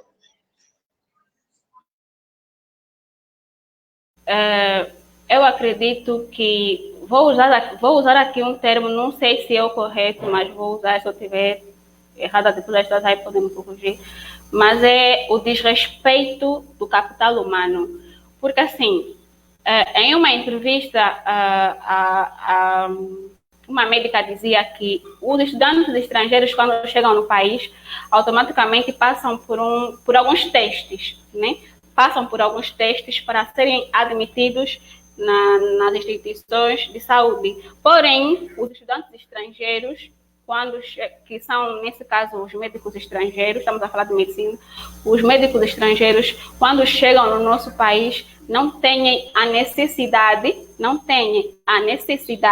de fazer testes para serem admitidos. Ou seja, eu que sou angolana, fui estudar na Cuba, fiz medicina, volto para o país para ser inserida no mercado de trabalho de saúde, chego e faço um teste. Porém, o outro que é de outra nacionalidade, que é médico, fizemos a mesma formação, se calhar na mesma instituição, ele chega no meu país e não faz nenhum tipo de teste, simplesmente é admitido. E talvez com um salário melhor do que o meu, e temos a mesma formação. Eu acredito que ontem algumas pessoas viram a reivindicação de alguns médicos que estão a reclamar de que os médicos que vieram da Cuba estão a receber melhor do que eles que estão aqui. Porém, vamos analisar o seguinte: esses médicos já não pagam renda, estão numa instituição que o governo banca, já não pagam alimentação, o governo banca, já não pagam transporte, o governo banca. Porém, os médicos angolanos ainda se calhar pagam renda,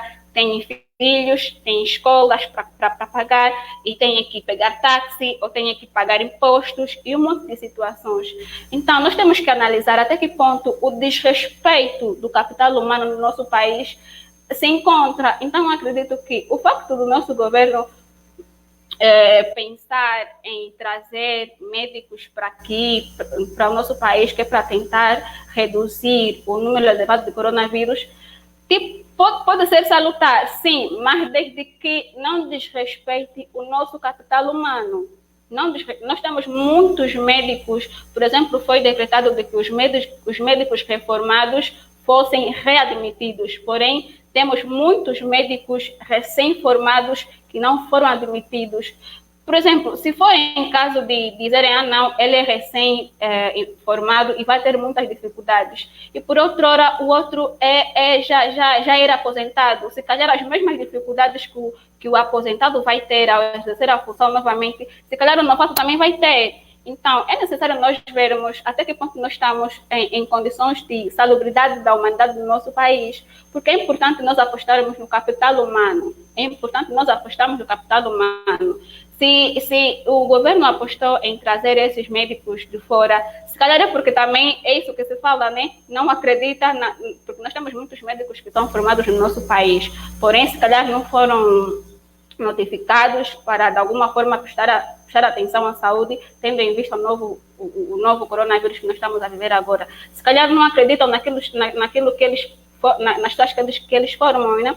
Então, nós temos que ver até que ponto que o capital humano é avaliado, até que ponto o capital humano é valorizado no nosso país.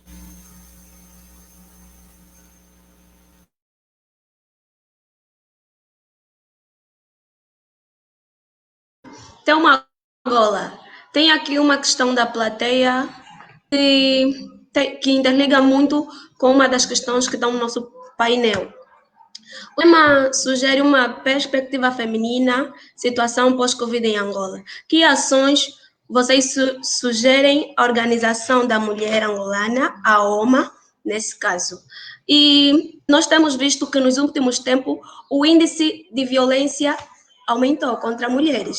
Que ações você acha, entendendo já com a questão aqui do nosso ouvinte, que ações até uma acha que a OMA, nesse caso, é a organização acreditada para isso, poderia tomar? Que medidas para acudirem essas mulheres?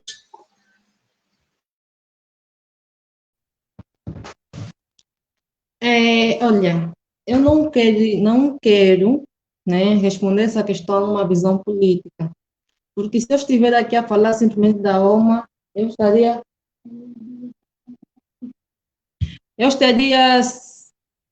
um momento só, está a chover, você tirar algo, pode ser?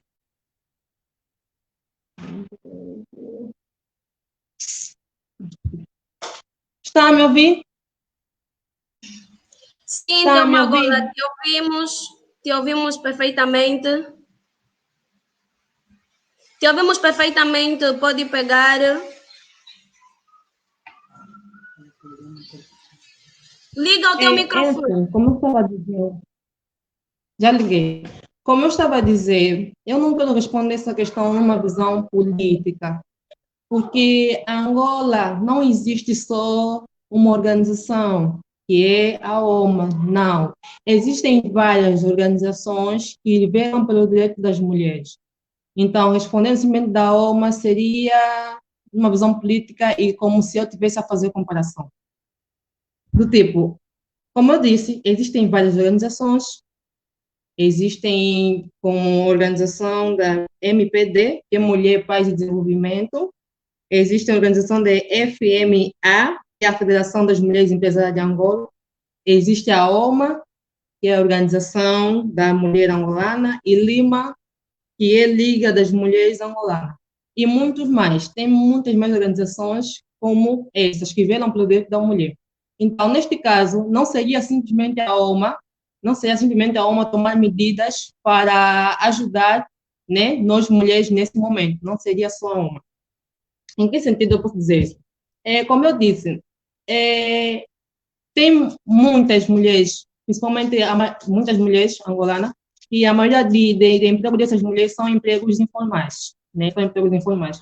E que diante dessa situação, muitas dessas estão em casa e principalmente as mulheres vendedoras ambulantes, elas não estão a cumprir essa quantidade de ficar em casa, estão a sair para poder vender e encontrar sustentabilidade para as suas famílias.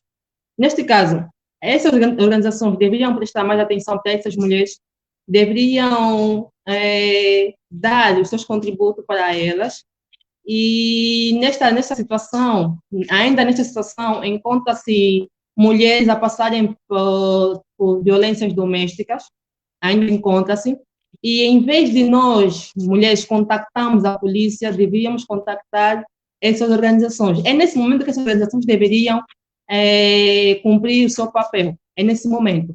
Em vez de nós contactar a polícia, contactamos essas organizações para que elas possam, para que elas tomassem medidas para ajudar essas mulheres. Então, não respondi numa visão política, mas sim geral, só para dizer que existem muitas organizações, nós sempre metemos a uma por cima, então ainda tem muitas que podem velar pela situação da mulher nesse momento, que podem ajudar, pode não ser financeiramente, mas psicologicamente essas mulheres precisam ser preparadas, porque muitas delas talvez sabem a gravidade da situação, mas só não estão a cumprir isso por falta de comida em casa. Então, estão saindo para ver se conseguem alguma coisa para a sua sustentabilidade. Até uma Angola frisou que existem muitas outras organizações, mas por que em meio a tantas organizações, a OMI é a que mais se sobressai? E ainda assim, a OMI mais se sobressai e muitas mulheres não se sentem representadas pela OMA. Eu sou uma delas. Por que disso? É assim. Nós temos que ver onde faz parte essa organização. A OMA faz parte do partido MPLA. A Lima faz parte do partido da UNITA. E a Organização Federal das Empresárias das Mulheres Angolanas é um grupo de mulheres que não fazem parte de nenhum partido político, ou não posso dizer que não fazem parte de uma organização do partido político, mas sim de uma organização no modo social e não político. E a OMA está sempre em frente por quê? Porque é MPLA. E o MPLA neste momento é que está governando o país. Neste momento quem está governando o país é o MPLA. E muitas mulheres não se sentem. E muitas mulheres não se sentem representadas, como eu também não me sinto representada pela OMA. Isso porque elas não cumprem o seu papel que deveriam cumprir. Não cumprem. E talvez tenha mulheres que se sentem representadas de uma classe não tão baixa como nossa. Talvez. Por que eu digo isso? Muitas mulheres que passam por violência doméstica, por estupro, maridos que não querem assumir as suas crianças, essa coisa toda, elas fazem queixa na OMA. E a OMA praticamente não atende muitas das vezes a situação dessas mulheres. Em vez delas irem, né, darem advertência para esses homens, não dão. Elas metem em casa esperando, e muitas dessas mulheres já preferem não voltar na OMA para queixar-se devido às ações que os seus maridos cometem. Muitas já não preferem. E muitas dessas mulheres acabam sendo mortas por violências, Isso porque a organização, que é a OMA, não cumpre o seu papel, não cumpre o seu papel, que é de velar ou de lutar pelos direitos da mulher angolana. Não cumpre mesmo, não cumpre. Eu também, particularmente, não me sinto representada pela OMA, não me sinto.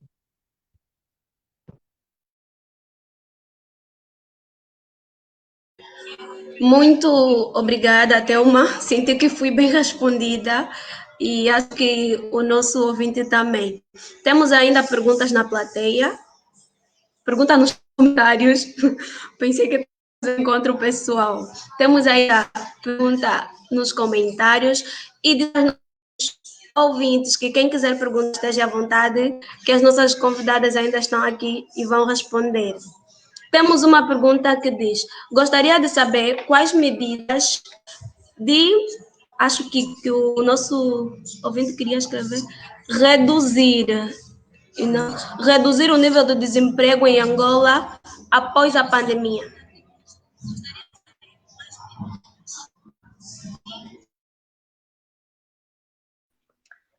Thelma, eu acho que essa é uma pergunta já respondida quando falamos de criação de políticas que o governo deve adotar. Eu estou com um pequeno problema, mas quando está a ficar sem carga, então tive que vir procurar um sítio para colocar a carregar. Pois, respondendo à questão, eu acho que nós já respondemos esta pergunta quando falamos que devemos olhar mais para a agricultura, devemos olhar mais até por exemplo, a Delfina, por exemplo, disse que os estudantes bolseiros, depois de formados, quando voltarem, devem ser empregos. Também se falou em políticas de empreendedorismo. Então, acredito que essa pergunta já foi respondida e o internauta deve estar distraído. Mas, enfim.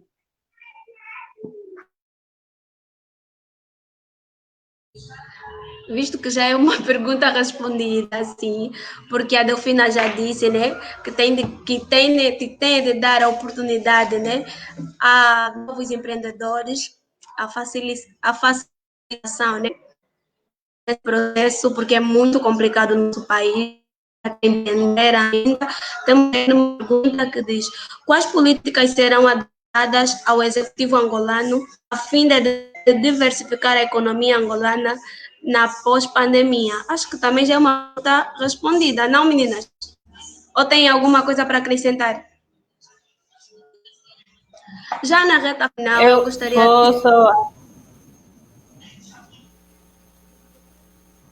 Sim, com relação a essa pergunta, vou só acrescentar um aspecto fundamental. Nós temos uma população estimada em 30 milhões de habitantes, porém, a maior parte dessa população é jovem, e nesses mesmos jovens, a maior parte deles é que estão desempregados. Porém, o nosso governo politicamente diz que o jovem é o futuro do país, é o futuro da nação. Concretamente, são esses jovens que não têm oportunidades de emprego, oportunidades de empreendimento, e quando se tem oportunidade de empreendimento, o governo olha a quem dar essas oportunidades. E quando se fala da diversificação da economia, não falamos simplesmente do petróleo, falamos da agricultura, falamos da pesca, falamos de outros aspectos que nós temos, e não sabemos que o nosso país é rico. Nós demos aqui o exemplo da agronomia, porque, assim, eu vejo que, com relação aos estudantes que vão ao exterior fazer formação, tendo em vista que essa formação é sustentada pelo Orçamento Geral do Estado, nós vemos poucos agrônomos. E nós sabemos muito bem que se nós apostarmos na agronomia e posteriormente na agricultura no nosso país, a nossa diversificação da economia vai se estender. Porém, nós apostarmos pelas autarquias. Nosso governo fala sobre as autarquias, de que as províncias poderão ter o livre-arbítrio de potencializar a sua economia. Esse também é um aspecto positivo, porque nós vemos, por exemplo, as províncias que são detentoras do poder diamantífero. Nós vemos qual é a qualidade educacional, qual é a qualidade política, qual é a qualidade ambiental e qual é a qualidade a nível de alimentação dessas pessoas. Porém, são pessoas que vivem em províncias com um nível diamantífero muito grande e que, se tivéssemos as autarquias locais, a diversificação da economia seria muito gratificante.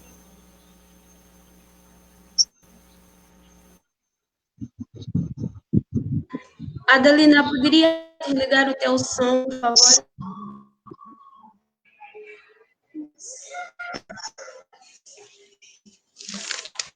Na reta final do nosso debate, né?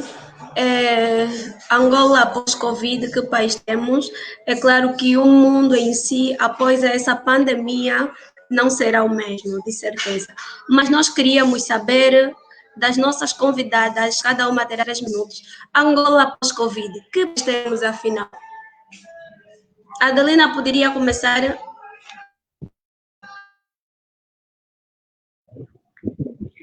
Após Covid, Jandira, eu acredito que vamos ter um país onde as pessoas vão mudar principalmente a forma de ver as coisas, vão mudar a forma de agir, vão mudar a forma de pensar, vão pensar mais no próximo e vamos ser totalmente diferentes. Acredito que, de uma forma, vamos pensar sempre, como é que eu posso dizer? Vamos pensar em conter, vamos pensar em nos prepararmos para eventuais crises. Pode até não ser uma pandemia como esta, mas esta pandemia nos pegou de forma totalmente desprevenidos em termos econômicos, posso assim dizer, principalmente, tanto para as empresas como para as famílias. Muitas famílias não tinham nem sequer uma fonte como é que eu posso dizer? Não tinham nem sequer uma fonte rendimento? De rendimento? Era isso? De rendimento era isso? Rendimento não, tipo guardar dinheiro, não guardávamos dinheiro, não fazíamos uma boa gestão dos nossos rendimentos. Então, acredito que depois da Covid-19 vamos passar a olhar mais em sermos mais cautelosos, em sermos mais prevenidos. As empresas, com certeza, que vão pensar mais também nisso, como as famílias, e vamos nos preparar. Pode até não aparecer no futuro uma Covid-19, mas se calhar uma crise econômica, se calhar um outro problema, e nós já vamos estar economicamente preparados. E de uma forma social, vamos dar mais valor aos momentos que nós passamos com os nossos familiares, aos momentos que nós passamos com os nossos amigos, vamos valorizar mais. E, enfim, eu acredito que vamos mudar totalmente. Quem não mudar depois dessa pandemia, eu acredito que não é gente. Em alguma coisa, nós com certeza vamos mudar.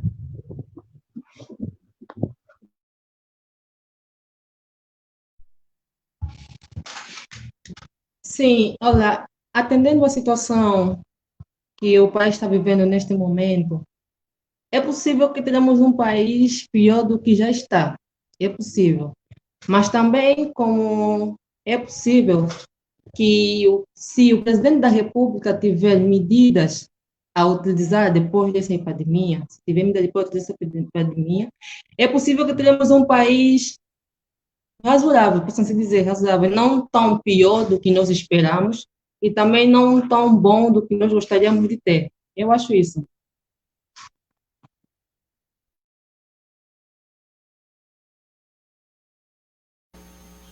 Com relação ao país que nós teremos após Covid-19, eu analiso numa perspectiva muito... Não vou dizer que eu estou cética, porém nós temos que analisar o seguinte: nós somos um país que atualmente já acarretamos muitas dívidas e não conseguimos nos manter a nível econômico. E temos outros problemas sociais que afetam desde há muito tempo a nossa sociedade antes do Covid-19. E eu, sinceramente, espero que essa secção multissetorial que foi criada para combater o coronavírus não desmorone quando isso passar, porque, de alguma forma, é uma seção multissetorial que pode servir para o combate à fome, para o combate à malária, para o combate às outras calamidades que podem surgir. Porém, é necessário o governo, como já falamos aqui, ter em conta em que contexto nós estamos. É necessário o governo traçar metas e traçar ações para que as outras províncias não sejam 70% dependentes de Luanda. É necessário o governo traçar metas para que os jovens tenham as responsabilidades e as obrigações quando, por exemplo, temos oportunidades de empreendedorismo, oportunidades de irmos para fora estudar com o dinheiro do governo e quando voltarmos a apresentar aquilo que nós vamos fazer fora do país. Então, nós temos que pensar que Angola é um país rico em termos materiais, mas pobre em termos de distribuição. Então, eu acredito que diante dessa pandemia, o nosso governo poderá pensar as formas de distribuição econômica para que nós estejamos num país equitativamente econômico igual, para que a nossa sociabilidade econômica seja refletida na nossa sociabilização familiar. É importante pensar que as nossas famílias representam o nosso país e a maior parte das nossas famílias não tem uma sociabilidade econômica estável. Então, se não temos uma família que tenha uma sociabilidade econômica estável, diante de tantos problemas que nós já temos, vem o coronavírus em situações que desespera as pessoas, porque perdemos muitas rendas familiares. Então, que país nós teremos após Covid-19? Teremos um país que terá muitas lacunas, muitos buracos para se tapar, e se calhar pensaremos em criar mecanismos independentes, porque nós sabemos que o nosso país é muito dependente, muito e muito dependente. Se calhar, numa Angola pós-Covid-19, o nosso governo vai tomar medidas para que possamos ser um país independente, quer seja em termos econômico e ideológico. Então, acredito que é isso. Obrigada, meninas. Eu acho que todas falaram muito bem. Um breve resumo aqui para situar. Falamos que país teremos Angola pós-Covid. As nossas convidadas mostraram que o nosso país ainda tem muitas lacunas, tanto no ramo empresarial, tanto no ramo social e no ramo político, principalmente. É necessário cobrirmos essas lacunas para que sejamos, assim, um país independente, como disse a Delfina Cristóvão e todas as nossas outras convidadas. Agradecer a todas, agradecer a Adelina, que nos fala a partir de Angola, a Thelma Gola, a Delfina, muito obrigada. E peço aos nossos ouvintes que cultivem mais debates assim, que chamem mulheres para falar, porque mostramos que falamos e falamos muito bem. Agradecer à organização, na pessoa de Manuel Namba e José Sunda. Meninas, têm alguma coisa para falar? Tem 1 minuto cada uma ainda.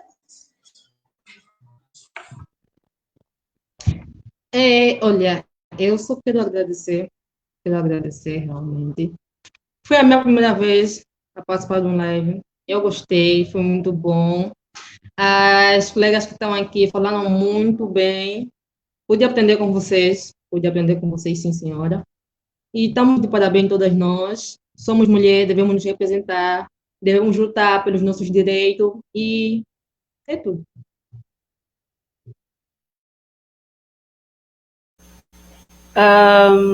Enquanto mulheres jovens, acredito que temos muito a contribuir para o nosso país em termos discursivos e em termos práticos.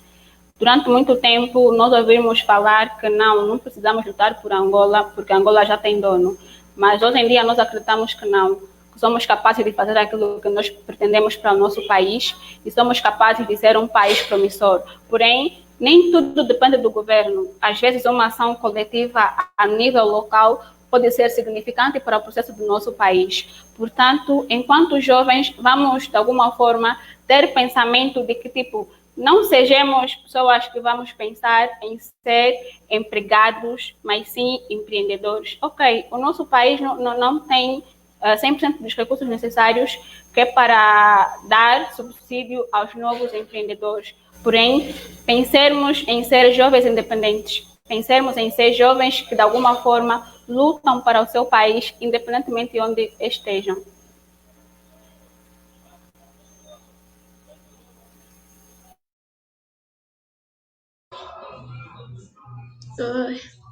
A Adelina Kikwambi saiu, mas penso que a essa hora a rede já deve estar mal, né?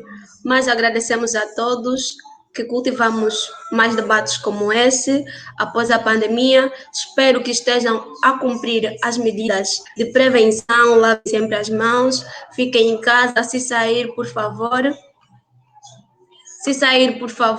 usem as máscaras. A Adelina vai entrar e vamos ver se ela quer falar mais alguma coisa. Esperem por mais debates como esse. Acho que a rede da Adelina está mal. Desde já agradecer a todos que estavam a nos acompanhar esse tempo. Olha, pessoal, a rede da Aledina acho que já não permite mesmo. Obrigada a todas e obrigada a Thelma e Delfina. Até um próximo debate. Tchau.